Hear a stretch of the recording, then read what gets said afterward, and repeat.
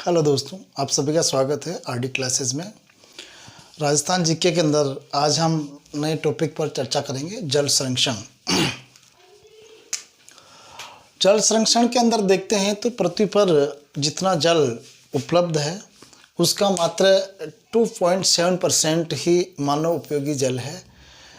जो हम मीठा जल उपयोग में लेते हैं वो केवल 2.7% ही हमारे उपयोगी है।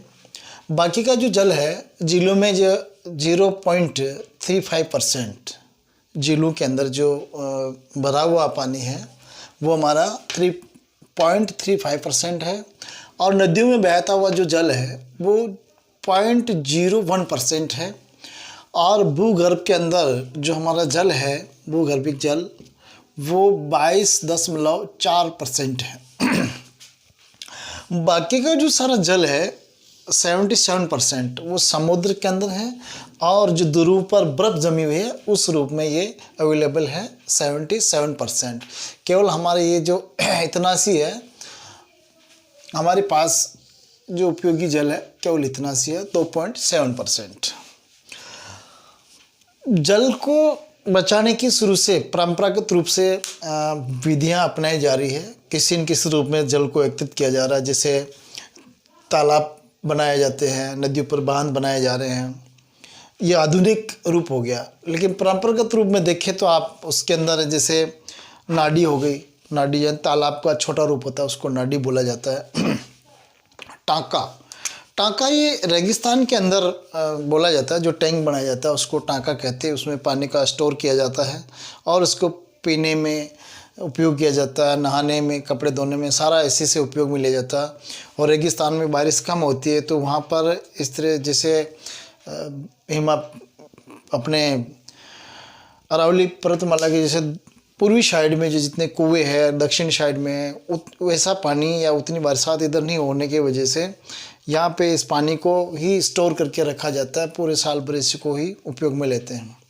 नाडी हो गई, नाडी जो आपका तालाब का छोटा रूप होता है वो नाडी कहलाती है। जोड़ को कहते हैं। खड़ीन, खड़ीन एक जैसलमेर का जो सबसे प्राचीन एक स्रोत है पानी का। कहते हैं यहाँ पे मध्यकाल में जो पालीवाल ब्राह्मण होते थे वो इस खड़ीन का ज़्यादा उपयोग करते थे। जहाँ से पानी बह करके आता था तो तली में वहाँ पे उसको पाल बना देते थे। पानी इकट्ठा होता, चिकनी मिट्टी वहाँ पे इकट्ठी हो जाती थी। पानी सूखने के बाद वहाँ पर उसमें फसल बोई जाती और वो फसल उगाते थे। ये खड़ीन का मुख्य उपयोग होता था। सर, सर यानी तालाब होता है, ताल तलैया जो होता है उसको सर कहते हैं। रेगिस्तान में उधर मरुस्थल में इसका यही नाम है, सर।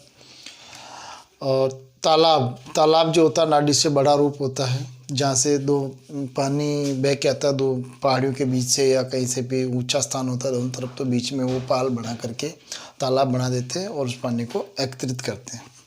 इस प्रकार से हम देखते हैं कि जल संग्रहण की जो पारंपरिक साधन है उसमें मुख्य रूप से देखा जाए वर्षा के ऊपर आधारित ये सारे विधियाँ हैं। और दूसरी विधि इसकी है भूजल आधारित विधि।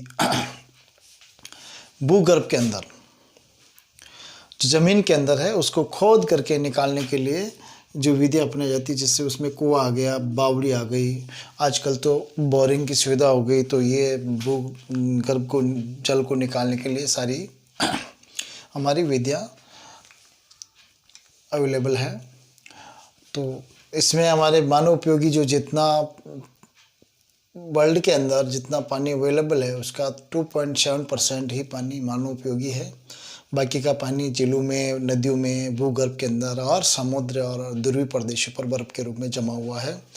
और जल संरक्षण की पारंपरिक जो साधन है उसके अंदर एक वर्षा आधारित हो गया, दूसरा भूगर्भ यानी बरसात का जितना सीधा पानी आता है बरसात के पानी को रोकने की ये हमारे टांका, नाडी, जोड़, खड़ीन, तालाब, तलैया ये सारे आ गए। और जो ज़मीन के अंदर रिस जाता है उस पानी को वापस निकालने के लिए कुएं और बावड़ी का उपयोग करते हैं। ये परंपरागत साधन। अब देखते हैं आगे नेक्स्ट वीडियो में आधुनिक साधन और विधियाँ क्या क्या है। चलिए हम नेक्स्ट वीडियो में मिलते हैं।